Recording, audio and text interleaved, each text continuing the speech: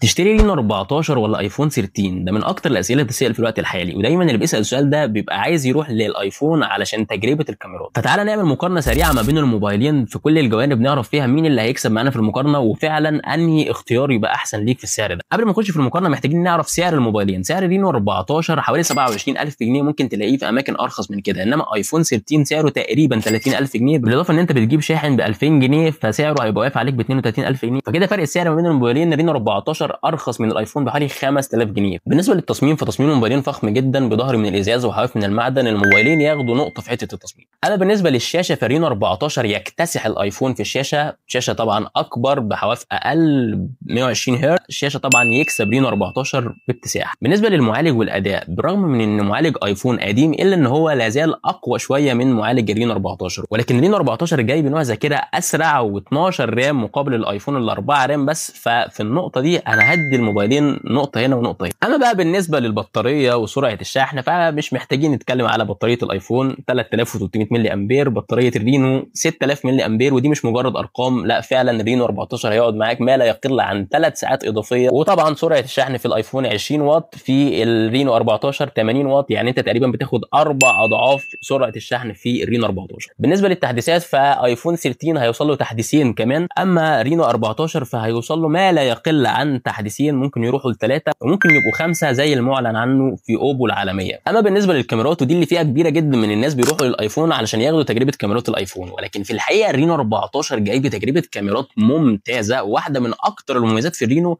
هي تجربه الكاميرات. وخليني اقول لك ان في تجربه الكاميرا الاساسيه في الموبايلين هيدوك صور متقاربه جدا، بل بالعكس رينو 14 ممكن يديك تفاصيل اكتر، ولكن لو بتفضل معالجه الايفون فاكيد الايفون بالنسبه لك هيبقى احسن.